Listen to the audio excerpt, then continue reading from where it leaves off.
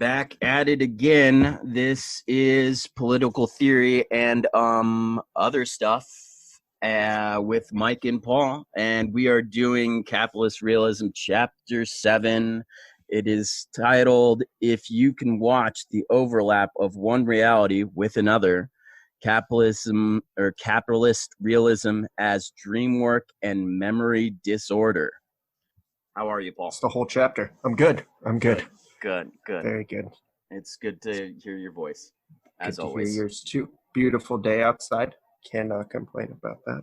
Good. It's raining here, which I'm sad about from a skateboarding later in the day standpoint, but I'm happy about from a forest fires in a couple of months standpoint. Man, I forgot about that worry. It's a big worry, especially someone that loves camping, but not like normal Colorado camping where you're backpacking, you're ultralighting. I really enjoy like the 1950s version of camping where I go there with my car, my cigarettes and whatever. I just hate not being able to have a campfire. And so if we don't get enough rain and snow, then they do a fire ban, sometimes starting as early as fucking May. Yeah. So, my problem is my last two places I've lived have been temperate rainforests. So I've just kind of gotten used to, yeah. And that's a nice situation to live in. And now we do flood a lot, which I wasn't accustomed to in Washington. For whatever reason, Washington didn't seem to flood that much. But out here, man, it fucking is just, it's pretty much every large rainstorm, huge portions of the town that I live in just get flooded. Do you want to start the chapter off? Yeah, of course. All right. Once again, chapter 7, it's top of page 54. Being realistic may once have meant coming to terms with a reality experienced as solid and immovable. Capitalist realism, however, entails subordinating oneself to a reality that is infinitely plastic, capable of reconfiguring itself at any moment. We are confronted with what Jameson, in his essay, The Antinomies of the Postmodern, had to look that word up. Antinomies is like contradictions or paradoxes. So like the contradictions of the postmodern, if you will, calls a purely fungible present, another word I had to look up. And fungible, it just refers to a system where it's based on parts that can be interchanged with identical items. So like an automated manufacturing sort of deal. Okay. The Antinomies of the Postmodern calls a purely fungible present in which space and psyches alike can be processed and remade at will. The reality here is akin to the multiplicity of options available on a digital document where no decision is final. Revisions are always possible, and any previous moment can be recalled at any time.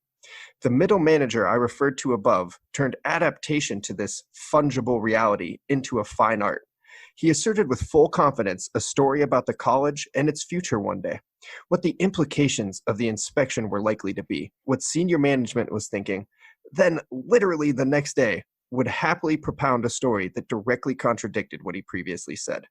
There was never a question of his repudiating the previous story. It was as if he only dimly remembered there ever being another story. This, I suppose, is good management. It is also perhaps the only way to stay healthy amidst capitalism's perpetual instability. On the face of it, this manager is a model of beaming mental health, his whole being radiating a hail fellow well-met bonhomie. What does that mean? Just means like a cheerful disposition. So just to be clear, we have three words of the day thus far. First paragraph. Page. Oh my God. All right. So, hey, that's our brains growing. Yep. I wish I could pretend I always remembered word definitions after I looked them up, but fungible, I think, will stick. He's used that like 4 times in this first paragraph. Well, and, I am writing them down. I don't know what we're going to do with them yet, but we will do something with them, and hopefully that will also help us remember them. Pretty soon we'll be selling our own SAT vocab prep. Right. It'll be available on our website, TBD. Such cheerfulness can only be maintained if one has a near total absence of any critical reflexivity and a capacity, as he had, to cynically comply with every directive from bureaucratic authority. The cynicism of the compliance is essential, of course, The preservation of his 60s liberal self-image depended upon his not really believing in the auditing processes he so assiduously enforced.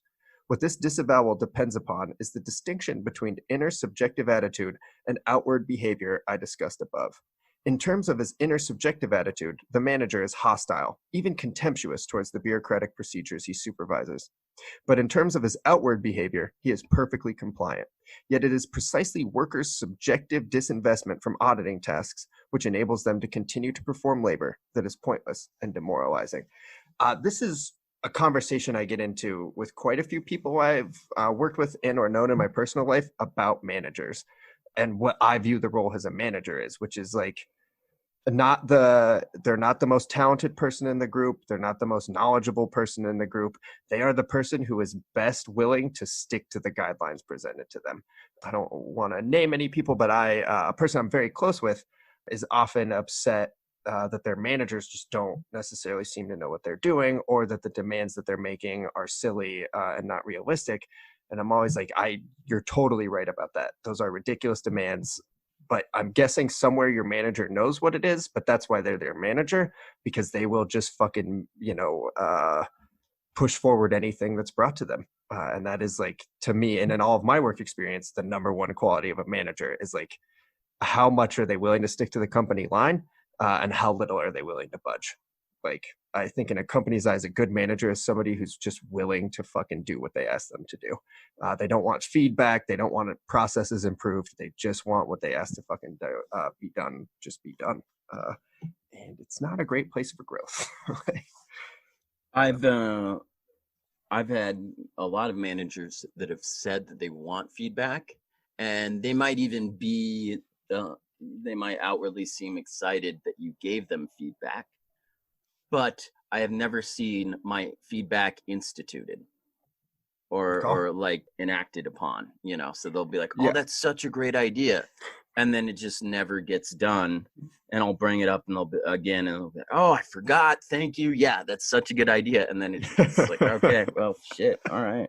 Keep in mind that so much of my work experience is on a corporate large scale level.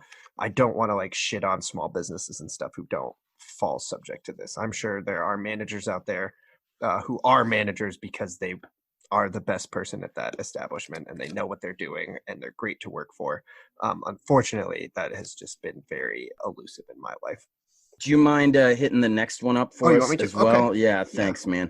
No problem, dude. The manager's capacity to smoothly migrate from one reality to another reminded me of nothing so much as Ursula Le Guin's. Are you familiar with that name? Mm-mm. Okay, me neither. No. The Lathe of Heaven. It is a novel about George Orr, a man whose dreams literally come true. In time-honored fairy tale fashion, however, the acts of wish fulfillment quickly become traumatic and catastrophic. When, for instance, a little bit of a monkey's paw sounds like, when, for instance, Orr is induced by his therapist, Dr. Haber, into dreaming that the problem of overpopulation is solved, he wakes up to find himself in a world in which billions have been wiped out by a plague that, as Jameson put it in his discussion of the novel, was a hitherto non-existent event which rapidly finds its place in our chronological memory of the recent past. Trump better not find out about this book, or that's going to be what he's talking about with coronavirus. Dude, we got to find George Orr. I know it's his fault. Much of the power of the novel consists in its rendering of these retrospective confabulations, whose mechanics are at once so familiar because we perform them every night when we dream, and so odd. How could it ever be possible for us to believe successive or even coextensive stories that so obviously contradict one another? Yet we know from Kant, Nietzsche, and psychoanalysis that waking, as much as dreaming experience, depends upon just such screening narratives. If the real is unbearable, any reality we construct must be a tissue of inconsistencies. What differentiates Kant, Nietzsche, and Freud from the tiresome cliché that life is but a dream is the sense that confabulations we live in are consensual. The idea that the world we experience is a solipsistic delusion projected from the interior of our mind consoles rather than disturbs us, since it conforms with our infantile fantasies of omnipotence, but the thought that our so-called interiority owe its existence to a fictionalized consensus will always carry an uncanny charge. Hold on, what does solipsistic mean? Like that's a great question. I don't know. I'm writing that one Solipsis, down. Yeah. It's based from solipsism, which is just the philosophical idea. So this is like Descartes' shit. The Okay. philosophical idea that only one's mind is sure to exist. Okay. Um, Okay. so like that's the only thing you can be sure of is that Okay. you fucking exist. Okay. Oh, and then there was another word. Oh, confabulation. What is? Confabulations. Yeah. That's like okay. Okay. I thought that was a weird word choice because I didn't know all definitions. I'm guessing it's referring to its psychiatric definition, which is to fabricate imaginary experiences. Okay. Like while you're awake? Yeah, yeah. Okay. Has a compensation specifically generally to compensate for lost memories, Okay. which makes sense when he's talking about that manager like not remembering the story from the day before. All right. That makes more sense there. God, he's just getting into such deep shit I in know. these last few sentences. And shit that's deep to the point where it is certainly stuff I've thought about, but I sure don't think I could add anything. I'm not even sure if I've thought about it, dude. What differentiates Kant, Nietzsche, and Freud from the tiresome cliche that life is but a dream is the sense that the confabulations we live are consensual. So we choose to. Just the fact that we all kind of share I think it's referring to like if reality is a dream or like a matrix style thing or whatever, the fact that we share belief in all of these things justifies the reality more. Okay. I think. Or that we're just that we are okay with Mhm. having these confabulations, you know. Yeah, and that like yeah, they probably And maybe he'll talk about it later, but I don't understand which confabulations he's talking about. I don't know exactly what he's talking about, but like when I've thought about this shit, personally, I think about like there's so many false narratives that build up the American existence. I haven't lived in enough other places to really say that's true everywhere, but I would assume it is. Like we've talked about this in other episodes, like how America views its past is a complete confabulation. You know, like it's kind of like shared memories of us like hanging out and helping Indians get feasts. You know, we just had to follow manifest destiny and get to the other side for the well-being of everybody involved. And we often gloss over the fact that much of our place in the world today was built off of genocide and just the complete fucking disavowal of humanity for Okay. certain ethnicities and shit like that. Okay. You know, That I makes mean, sense. we're still to the point where assholes still fly Confederate flags and Right. get to walk around pretending that it's not about racism and slavery. Right. That they just got a little rebel in them. Right. Right. Totally. Just that shit. I'll just finish to the last of this paragraph, and then if you Okay. want to start with the quote. Okay, you want me to start? Okay. Yeah. With the quote. Okay. Yeah, the extra level of uncanniness is registered in the lathe of heaven when Le Guin has Orr's reality warping dreams witnessed by others. The therapist, Haber, who seeks to manipulate and control Orr's ability, and the lawyer, Heather Lelache, or Lelache, I don't know. What then is it like to live through someone else's dream coming true? Haber could not go on talking. He felt it. The shift, the arrival, the change. The woman felt it too. She looked frightened, holding the brass necklace up close to her throat like a talisman. She was staring in dismay, shock, terror out of the window at the view. What would it do to the woman? What would it do to the woman? Would she understand? Would she go mad? What would she do? Would she keep both memories as he did? The true one and the new one, the old one and the true one? Does she go crazy? No, not at all. After a few moments of bewildered fugue, Heather, what'd you say again? Dude, I've never read the Lish- book Lelache. Lalash, okay, accepts the new world as the true world, editing out the point of what's that word? Suture? Okay, the point of suture. This strategy of accepting the incommensurable and the senseless without question has always been the exemplary technique of sanity as such, but it has a special role to play in late capitalism. That motley painting of everything that ever was, whose dreaming up and junking of social fictions is nearly as rapid as its production and disposal of commodities. I don't know. All right, I'm It's gonna. uh, it's just such a deep ass subject to talk about, like just the fabric of reality, I guess.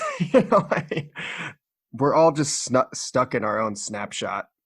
As like Socrates or Plato, Aristotle. Some of us maybe make more efforts to have a more examined life, but still, all of it is based on this accepted reality. Like I was never, I'm super into history, and in the back of my head, it's always like, well, shit, dude, I was not there. Dan Carlin, Hardcore History, always talks about that academic lens where like I get to look at all of these things knowing what the outcome was or knowing what we think the outcome was. So it's so hard for me to ever put the reality or the real memories of what happened into context. And so even with something that happened 30 years ago, I know how it concluded. So it's already impossible for me to really understand the thing, how it happened. And I think that's kind of what he's referring to. And then it's like, I can also see like the benefit. If you're a group of terrible people and you've been doing terrible things, and then one day somebody comes around and is able to change that, and you're now doing, things that you could call beneficial for society. If it's necessary to pretend you've always been that way to keep being that way, I know it's fucked up, but if the end result is good, I don't know. It's such a fucking, yeah. I shouldn't have even started talking about it because it's a real large hole as to the fabric of reality, I guess. I don't know. Not just the fabric of reality for humanity, right? It's Right. the fabric of reality or the realness or whatever in capitalist realism. Capitalism. It's, right, right. Right. And I think like what's kind of been hinted at, or maybe I'm just making up my own narrative, is that like what sucks about capitalism is that it seems to absorb the most despised parts of the systems it says it's better than, and just pretend that's not the fucking case. Yeah. To like criticize something for the exact same thing you're doing and not see that at all, necessary to human existence all around. Like, the shittiest systems, when you read about the collapse of Rome, when you read about why Europe went into that Middle Ages period and shit, a lot of it was just due to them refusing to see the reality of the situations they were in, I guess. I don't agree with that. I mean, you know more about history than I do, but I would say that it was more about like the material conditions, Yeah, like inequality pops up in a huge way. yeah. And the ruling class refuses to acknowledge it. Okay. They Okay. just, they pretend that's not the case, that fucking Or people that have it's not a problem. problem, right? Right. Because people have iPhones. So how could it be that bad? Right. Right. But I was going to God damn it. I had a fucking thing I wanted to say that had to do with not acknowledging stuff in capitalism, but it's whatever. I'll continue. It comes back. Yeah. Yeah. In these conditions of ontological precarity, forgetting becomes an adaptive strategy. Okay, we were just talking about that. I know a veteran of a war that I'm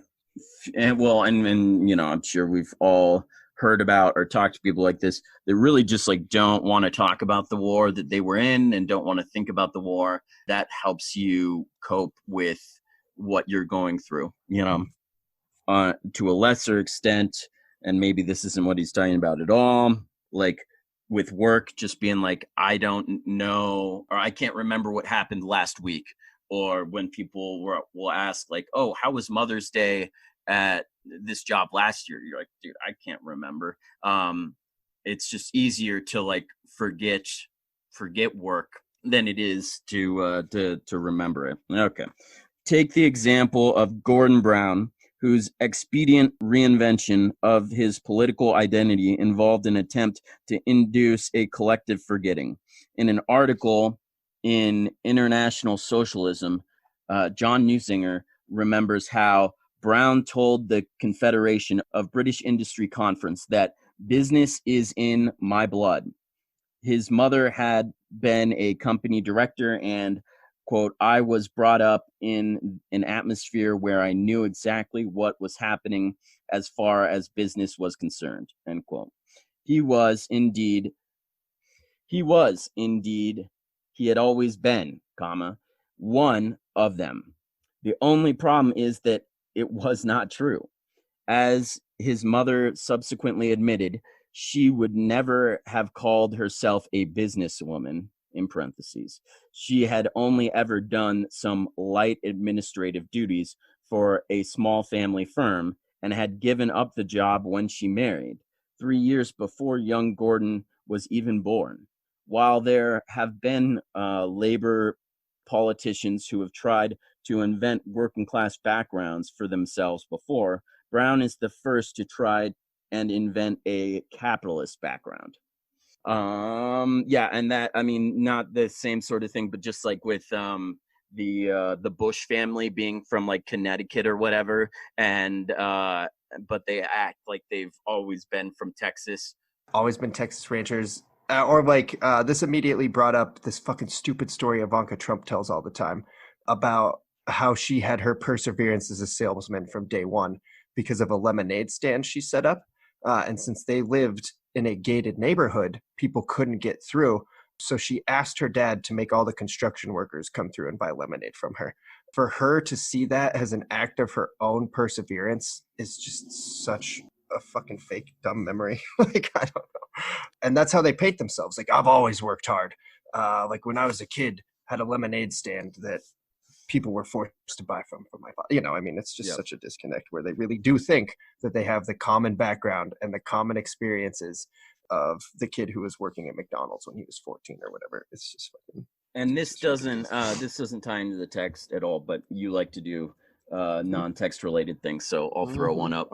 Fucking one of my favorite Ivanka talking about her father's stories is her and her father in the like early 90s were walking in New York, and there was a homeless guy.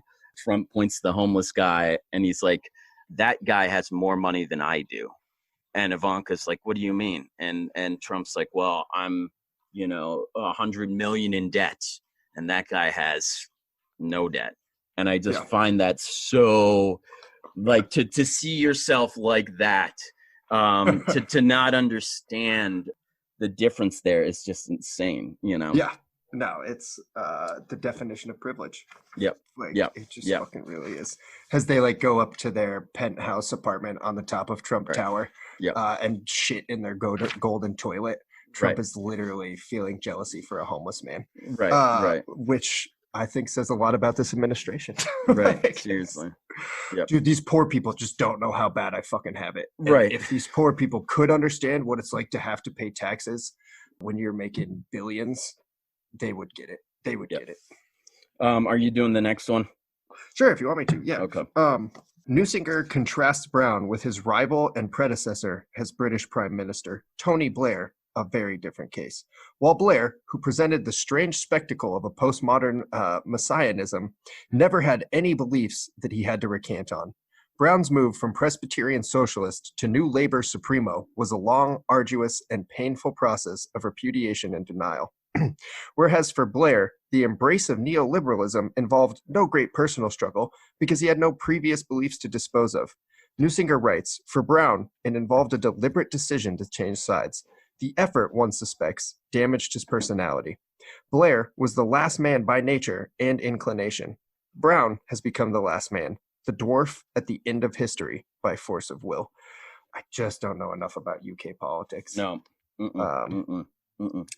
I know I don't love anything Tony Blair says. That's to my extent. Blair was the man without a chest, the outsider the party needed in order to get into power. His Joker hysterical face, salesman smooth. Brown's implausible act of self-reinvention is what the party itself had to go through.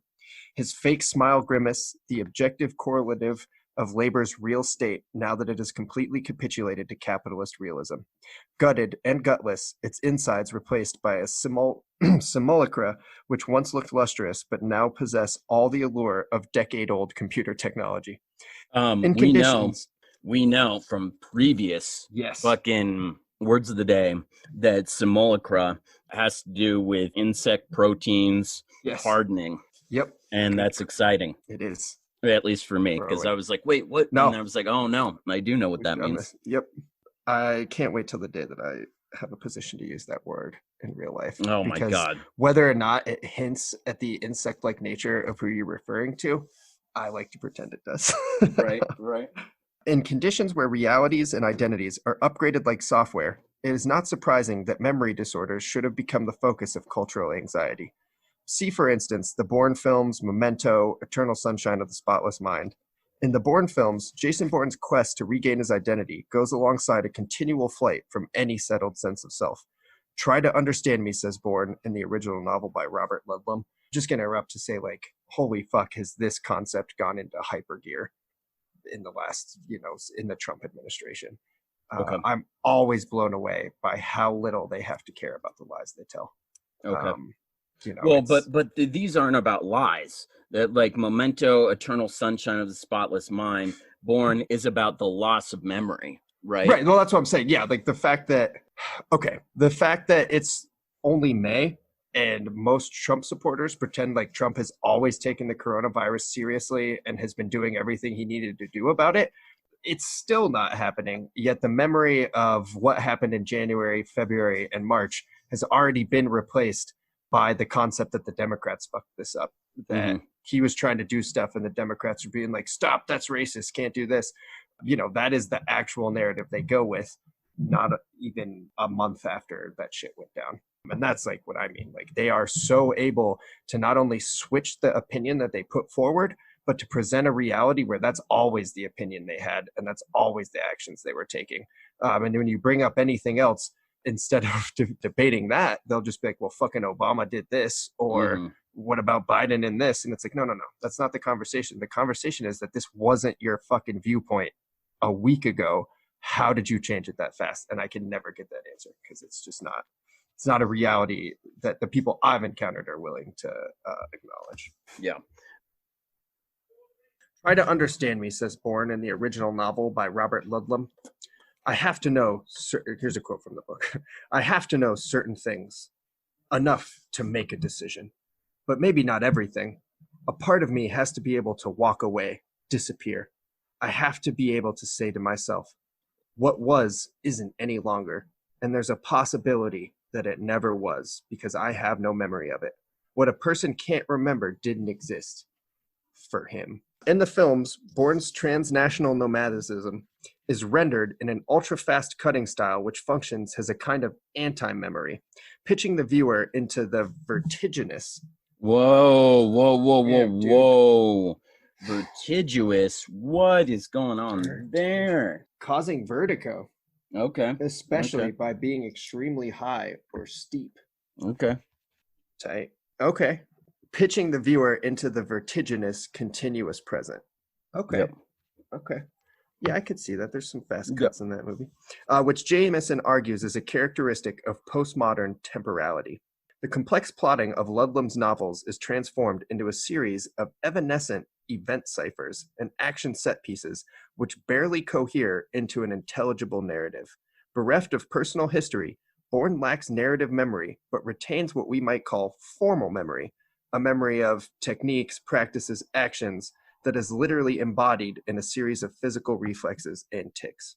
Here, Bourne's damaged memory echoes the postmodern nostalgia mode as described by Frederick Jameson, in which contemporary or even futuristic reference at the level of content obscure a reliance on established or antiquated models at the level of form. On the one hand, this is a culture that privileges only the present and the immediate. The extirpation of the long term extends backwards as well as forwards in time. For example, media stories monopolize attention for a week or so, then are instantly forgotten. On the other hand, it is a culture that is excessively nostalgic, given over to retrospection, and capable of generating any authentic novelty. It may be that Jameson's identification and analysis of this temporal antinomy is his most important contribution to our understanding of postmodern/post-Fordist culture. The paradox from which he must set forth, he argues, in Antinomies of the Postmodern. Once again, grammatical oddities. Why is that T in brackets? I have no idea. Yeah, that is weird and crazy. It's new. Well, so once again, he argues in the Antinomies of the Postmodern. is the equivalence between an unparalleled rate of change on all the levels of social life and an unparalleled standardization of everything. Feelings along with consumer goods, language along with built space. What would seem incompatible with such mutability? What then dawns is the realization that no society has ever been as standardized as this one, and that the stream of human, social, and historical temporality has never flowed quite so homogeneously. What we now begin to feel, therefore, and what begins to emerge is some deeper and more fundamental constitution of postmodernity itself, at least in its temporal dimension, is henceforth where everything now submits to the perpetual change of fashion and media image, that nothing can change any longer. I was on track until that nothing can change any longer. I don't know what he's talking about exactly. What I will bring up, and this could be so off point, but once again, that's fine for me to be off point.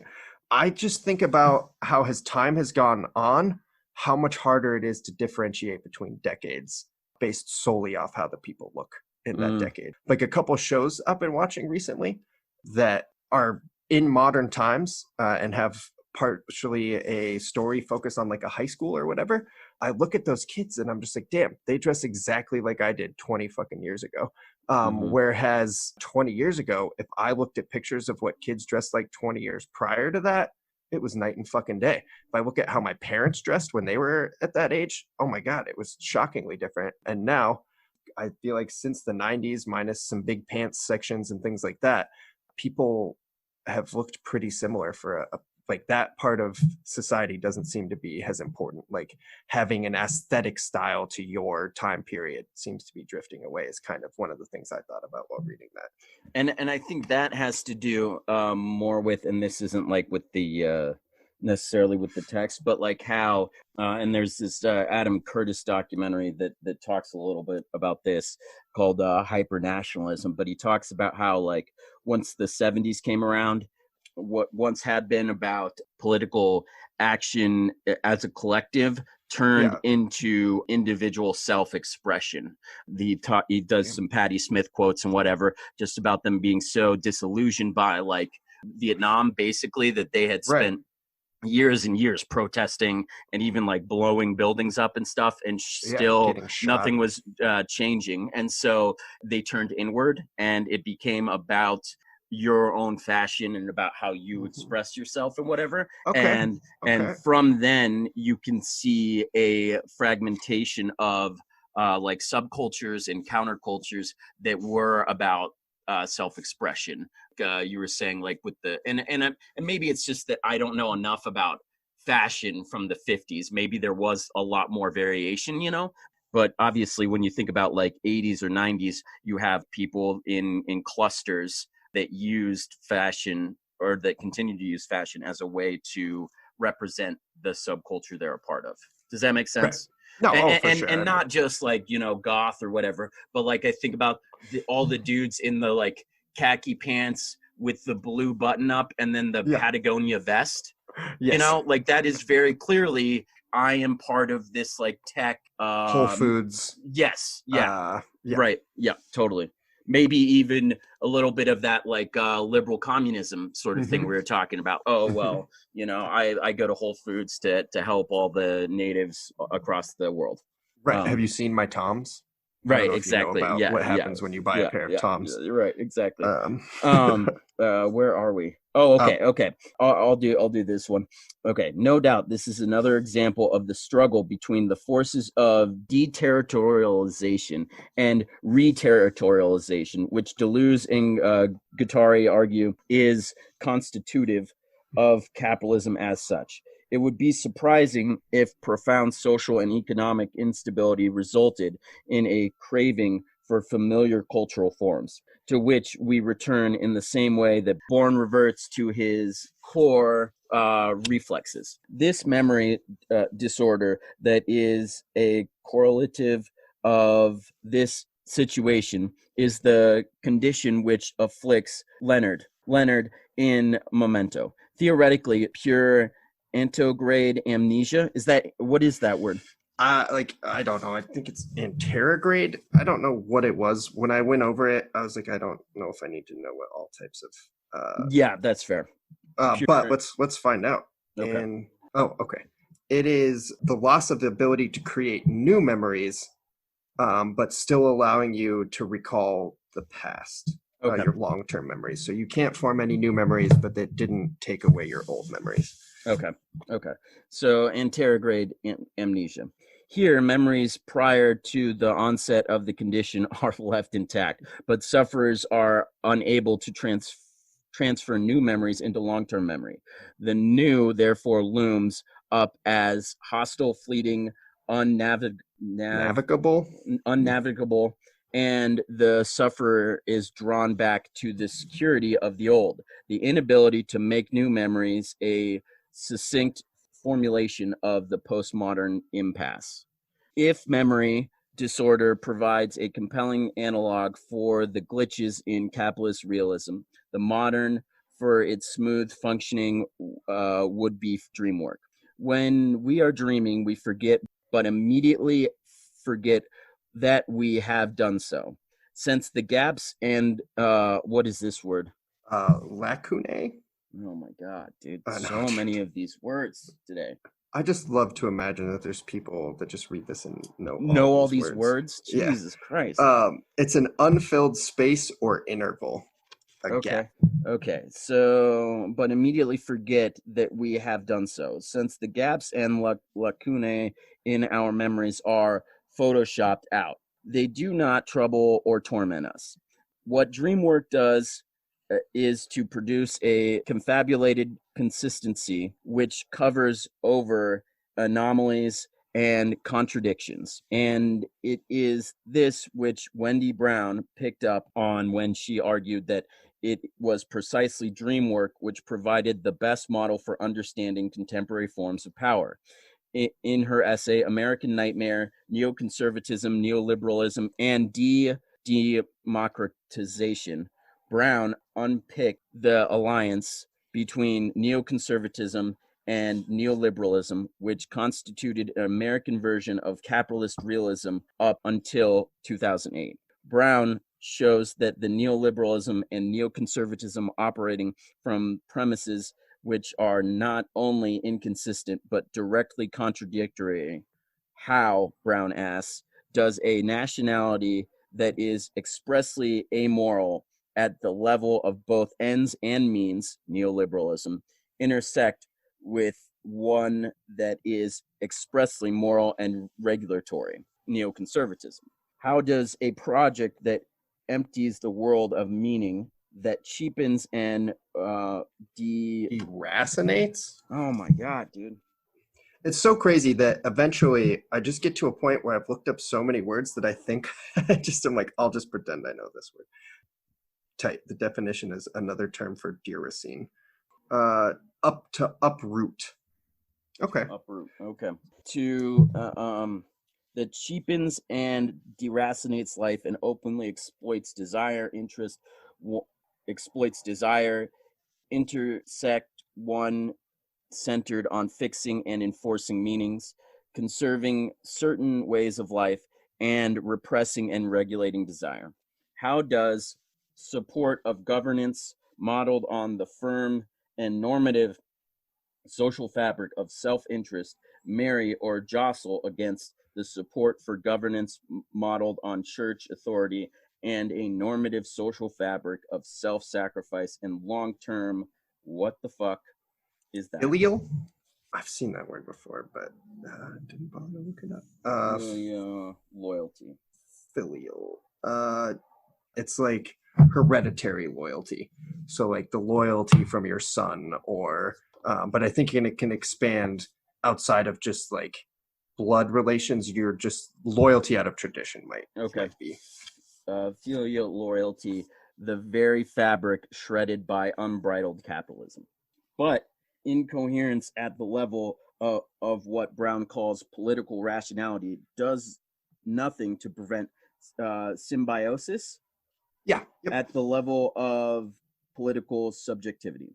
And although they proceed from very different guiding assumptions, Brown argues that neoliberalism and neoconservatism work together to undermine the public sphere and democracy, producing a governed citizen who looks to find solutions in products, not political process. As Brown claims, the choosing subject at the governed wait, yeah, the choosing subject and the governed subject are far from opposites. Frankfurt School intellectuals and before them, Plato theorized that one compatibility between individual choice and political domination, and depicted democratic subjects who are available to political tyranny or authoritarianism, precisely because they are absorbed in a province of choice. Is that province? Mhm. Okay. In a province of choice and need satisfaction that they mistake for freedom. I'll be What I'm super honest. Plato is the closest I get to being kind of an authoritarian because I don't think it's realistic. And even when he talks about it, he's just referring to a perfectly governed city. I don't know if he would have had to have some knowledge of how large empires could be, but his thing is always just about a perfectly governed city. And so like they kind of have like different classes. You have your working class, but it's separated a little differently in the sense that they work in what they like to work. Like nobody is forced to follow passions that they're not into. But the working class is like the producers of the society, but it's not like a denigrated class. And then there is a class, I think it's called guardians. And these guardians' sole role is to foster and pick the next ruler. And the guardians have this super limited life. They are themselves protected from a lot of like the negative aspects of like greed and shit like that.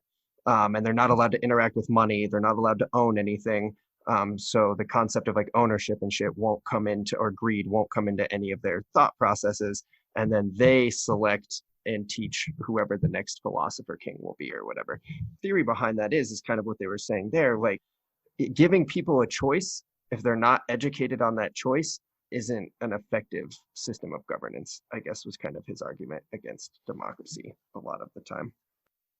Like I said, that's the farthest that I get into having like an authoritarian like understanding, and that's not how Plato presents it, but I think that's how it would be viewed if a society was like set up like that today. It comes down to that argument and that thing we've talked about before, where it's like, is democracy just the way that we practice it in America, is it just the illusion of a choice? We've talked about before, I've never actually voted for somebody who I truly enjoy. Like I've made capitulations and said this is better than the other choice, but it's not like I really have the ability to vote for somebody who's like, you know what, fuck billionaires. I'm fucking sick of the inequality here. We have enough money to give everybody a much better existence, and we need to be fucking more socially responsible, not only for the present generation, but for the thought of the preservation of this beautiful place for future generations. And I've never been presented with that choice. Granted, I live in America. I do think that there are EU nations who do have politicians who have that sort of rhetoric. I'm not positive, but I know they have actual communist parties, they have actual labor parties and shit. but I mean, and I haven't looked into this, so I don't know, but Destiny is always saying that those parties are like super marginal now. That although they might they might have had some like parliamentary like weight, some of the people that Destiny interacts with say stuff like, in Europe, Bernie Sanders is considered a conservative. And so I guess Destiny got a little pissed about that and did some research, and he called some people out the next time they said that. And he was like, no, that's not true. Communists and socialist parties in the majority of Europe are marginal, and some of them just like haven't held seats in a long time. So I don't know what's going on with that. Yeah, long time might be an exaggeration, and Destiny, I'm sure, knows way more about this shit than I do. But what I will say is that crash of 08 obviously affected America a lot, but holy fuck did it affect the EU. And one thing that brings me comfort is that the last time nationalism tried to have a rise this intense in Europe, it obviously had and this could still erupt, but it had a much more severe effects much more quickly. I will say, obviously, the EU in general has gotten more conservative, but Le Pen didn't win, Macron did. I think it could have gotten a lot worse, and I think that pendulum swing will come back, especially post-coronavirus, for real. I think it very well might, but just remember when you say Le Pen didn't win. Macron did. Macron is definitely not He's a neoliberal for right sure. in the category of politicians you were talking about. Someone that is invested in Right. egalitarianism for But now and yeah. future. You And know. I guess my point would be like at least the majority of those countries didn't elect Trump. Now Yes. Italy did, but Right. they're already Hungary is recoiling in from that that. Yeah. Yep. position. I think Greece is doing something Yes. similar.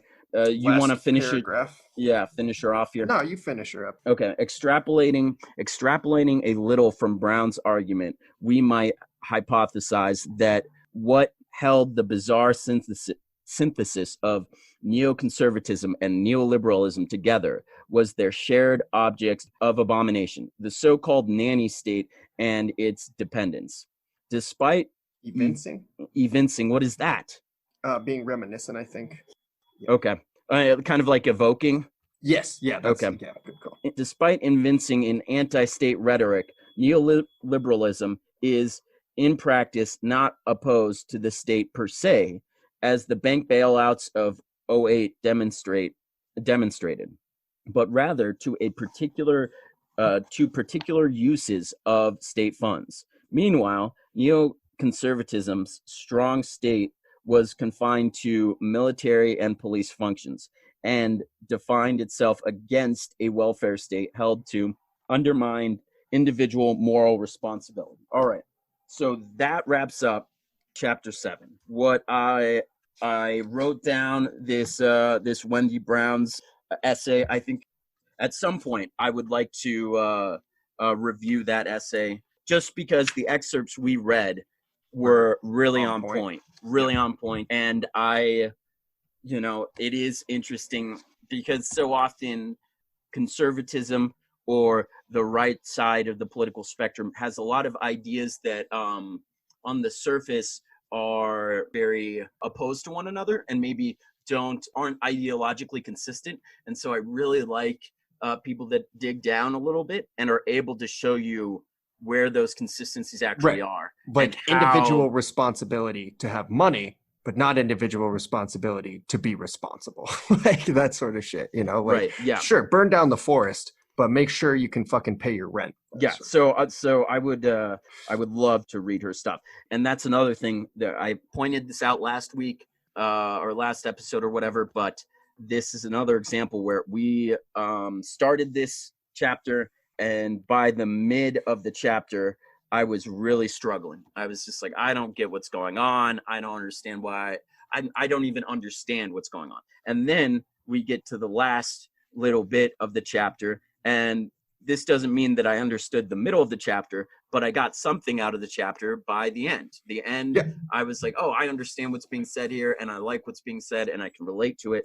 And so that's why it's so important for myself and others to keep slogging ahead or keep marching ahead, even if you're having problems at times comprehending what's being said in a text. And Fisher does a thing that in my mind a lot of times, like bringing up Born and Memento, I was like, where the fuck is he going with this? And even while reading the quotes and shit, I'm still just like, where the fuck is he going with this? And then he'll wrap it up. I'm like, oh, holy fuck, that was a genius analogy.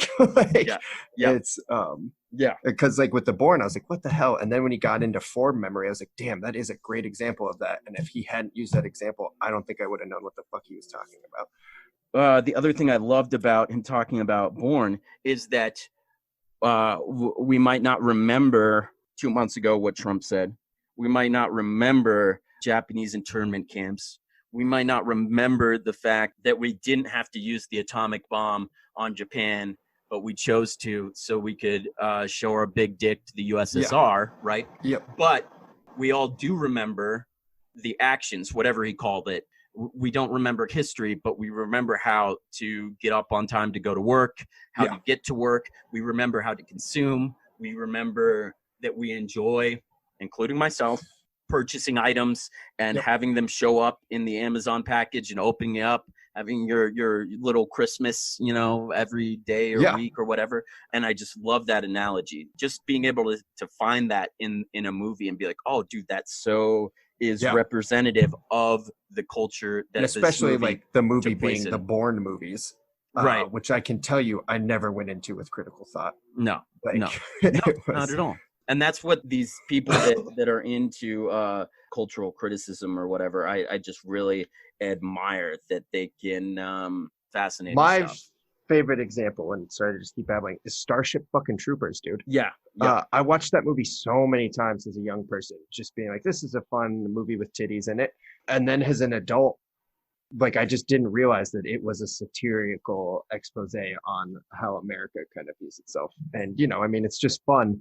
I like it when people are able to get their message across in a way where people don't even understand they're watching a message.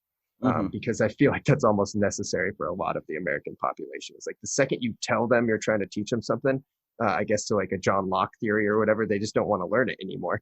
But if you let people learn shit on their own or gather it on their own, they're usually a lot more conducive to it. And I forget totally, that shit a lot when I'm trying to explain shit to people. totally. Oh man, this person probably doesn't want to learn this right now, but I'm going to force it on them anyway. Super cool. This episode has gone a little bit longer than normal, but we're okay with that. It's We just to make up for are the 4 parts of chapter 6, you know? right. Seriously, Jesus Christ, dude.